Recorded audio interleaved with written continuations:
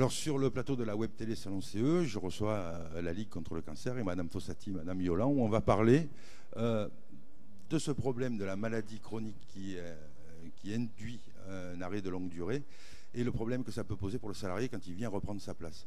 Alors, quelle aide on peut donner aux salariés d'une part et aux institutions représentatives du personnel qui ont leur place à jouer dans ce cadre-là, parce que la maladie qui a atteint la personne de manière physique, bien sûr, par la maladie, mais aussi le côté psychologique où elle est un peu assise entre deux chaises, entre je suis guéri, je suis en rémission probablement, et je reprends mon travail avec mes collègues qui m'ont plus vu depuis longtemps.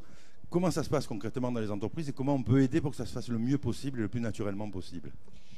Bon, je crois qu'une des choses, enfin, un problème clé, c'est d'éviter la rupture totale entre la salariée en arrêt maladie et son entreprise.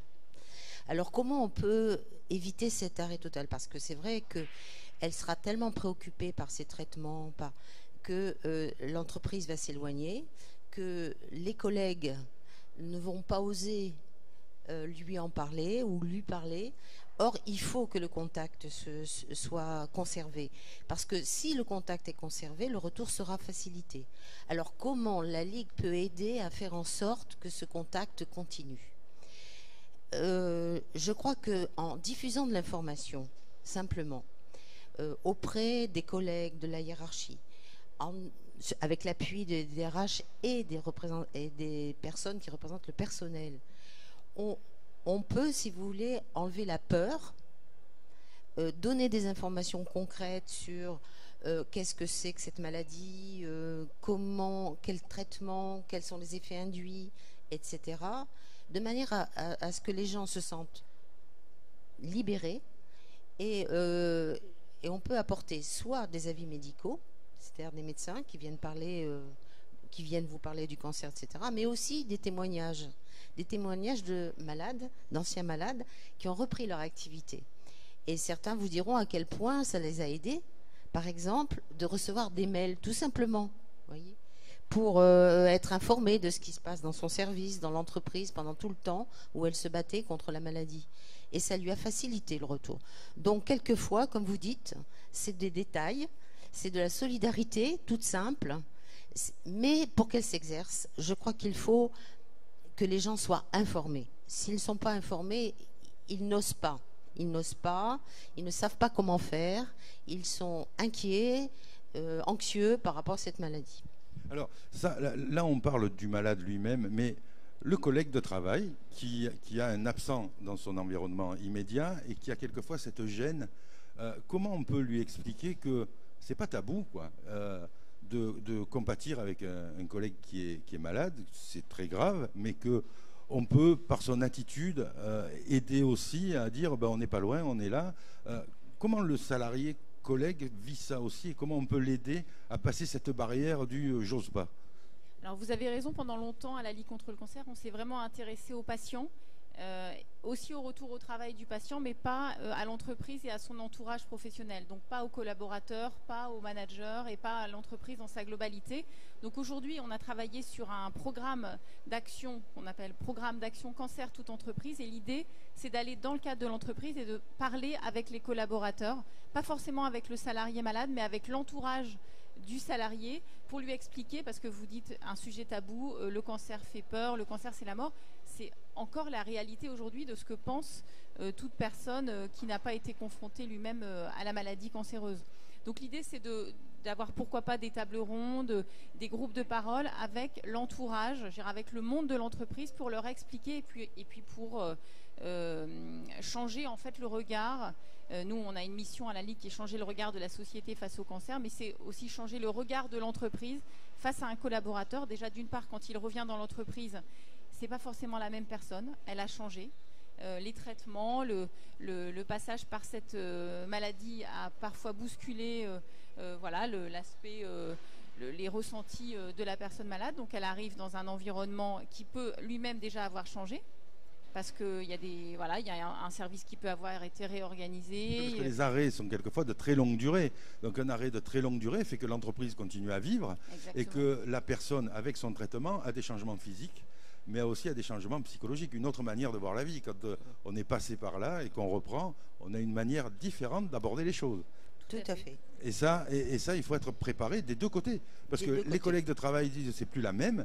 Et la personne qui revient, ne voyant plus sa tâche de la même manière, peut avoir un autre goût, une autre envie de faire les choses. Absolument. Je crois que c'est ça. Vous avez tout à fait mis le doigt sur la réalité. Alors, est-ce que... moi, je pense qu'il faudra encourager les institutions représentatives du personnel, les instances représentatives du personnel, à traiter des accords cadres pour ne pas gérer ça dans l'urgence. Voilà. On doit être préparé, je pense. Il faut anticiper. Je crois que le retour doit être anticipé. Parce que souvent, le retour en entreprise s'effectue, mais il faut une phase intermédiaire. Et quelquefois, on passe par un mi-temps thérapeutique. Donc ce mi-temps thérapeutique, il faut que ça soit anticipé parce que ça bouleverse l'organisation de l'équipe, du service.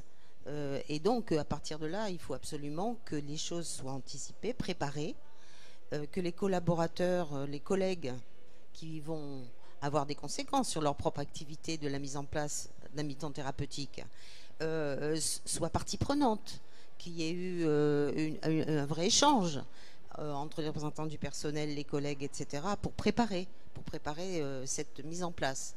Et si cette mise en place a été préparée, les choses se feront beaucoup plus facilement, bien entendu.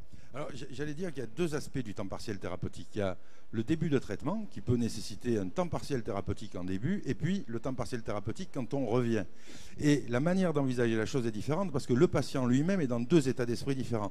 Le premier état d'esprit, c'est « je suis malade, je suis traité », et là, c'est l'esprit qui est plus préoccupé par la maladie que par le travail. Là, ça peut avoir des conséquences sur le fonctionnement de l'équipe. Donc là, il faudrait peut-être alerter dans les institutions représentatives du personnel. Le premier maillon qui va être confronté au problème, c'est le délégué du personnel, parce qu'on peut déboucher sur une revendication de l'entourage immédiat disant on a une surcharge de travail parce que ça y est, il est largué, il ne fait plus rien, quoi. Voilà, c'est ça. Alors comment on forme les délégués du personnel? Je voulais ajouter quelque chose, que tout à l'heure vous parliez de l'entourage du salarié. L'entourage n'est pas toujours bienveillant. Voyez, quand la personne retrouve son poste de travail, les collaborateurs ont l'impression que voilà, il est revenu comme avant et il ne faut pas l'aider, voilà, qu'il a repris toutes ses capacités, alors qu'en fait il a un temps d'adaptation. C'est pour ça on conseille en fait à la personne qui a été touchée par la maladie d'avoir déjà un temps de convalescence, c'est-à-dire qu'après les traitements, ce qui peut être intéressant, c'est qu'elle ne reprenne pas tout de suite le travail, qu'elle ait vraiment ce temps de convalescence pour après les traitements, reprendre la vie. Assumer la guérison probable. Voilà. Et quand elle reprendra le travail, c'est d'avoir vraiment ces visites, on n'en a pas parlé tout à l'heure, les visites de pré-reprise. Vous voyez, avant la visite avec le médecin du travail, qui se passe normalement après la reprise du travail, il faut avoir les visites de pré-reprise. Il peut y en avoir plusieurs qui sont déclenchées soit par le salarié, soit par le médecin, ou soit par l'employeur. Donc ça, il faut avoir ces temps vraiment en amont de la reprise du travail. Alors ce que je trouve intéressant dans le sujet, puisque nous avançons ensemble là, c'est ça fait partie de ces sujets qui peuvent amener un consensus, voire même des intérêts convergents entre la direction des ressources humaines et la représentation du personnel. Tout à fait. C'est un de ces seuls sujets. Alors il y en a quelques-uns, il y a le développement durable. Parce que là, tout le monde est d'accord quand on fait des économies, quand la lumière s'éclaire, quand on ouvre et qu'elle se referme, et qu'elle se tient quand on referme. Et cette prise en compte du salarié dans le cadre de la maladie, parce que là, on est dans le gravissime, donc là, les clivages tombent. Et qu'il faut en profiter. Oui, tout à fait. Tout à fait. Parce que ça peut être effectivement l'occasion de proposer ou de travailler sur des accords collectifs autour de l'équilibre travail-vie personnelle, parce que là on est en plein dedans. La santé. Parce que dans la vie personnelle, là il y a le traitement. Et oui, dans la vie personnelle, il y a la santé, il y a le traitement. Alors comment on peut réaliser cet équilibre? Comment on peut faire fonctionner la solidarité parce qu'on parle de la personne malade, mais il y a aussi le cas du salarié qui a un enfant très gravement malade, atteint d'une maladie très grave, et qui lui aussi a besoin là, sans doute de temps pour accompagner cet enfant à l'hôpital. Donc tout ça rentre effectivement dans le cadre des accords qui peuvent être signés autour de l'équilibre vie du personnel et travail. Voilà quelque chose de très intéressant, puisque dans le cadre des aidants, puisque là il y a beaucoup de choses qui existent pour les aidants, pour ceux qui ont des parents malades, pour ceux qui ont des enfants malades, beaucoup de choses sont prévues. Dans les accords d'entreprise, pour les aidants, beaucoup de choses sont prévues. Il faudrait peut-être inciter les représentants du personnel, donc comité d'entreprise, délégués syndicaux notamment, puisque c'est encore eux qui pour quelque temps traitent et signent des accords, intégrer le salarié lui-même, puisque c'est bien d'intégrer les parents, les enfants du salarié, mais quand la tuile arrive au salarié, c'est peut-être bien de l'intégrer dans ces accords. Bien et sûr. ça, c'est très intéressant ce que vous venez de soulever. Oui. C'est que les aidants, eux, c'est bon. On a même eu des cas où des RTT ont été donnés Absolument, à des personnes. puisque la loi le prévoit. Puisque la loi le prévoit, mais il faudrait aussi intégrer systématiquement à l'accord le problème du salarié en arrêt de maladie ou atteint par une maladie chronique, dont le cancer, parce que Oui. aujourd'hui on est avec la Ligue, donc on parle du cancer, mais il n'y a pas que le cancer dans ces maladies chroniques. Et veiller, l'organisation du travail, c'est important aussi, avec des services RH.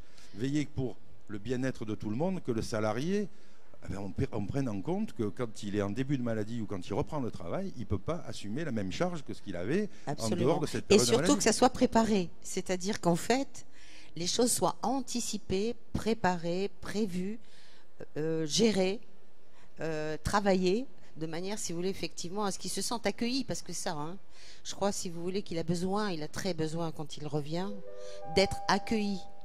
Et c'est pas toujours ce qu'on a comme retour, quelquefois.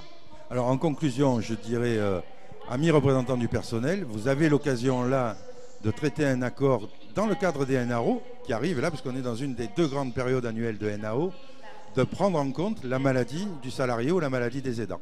Je vous remercie d'être venu nous voir. Merci.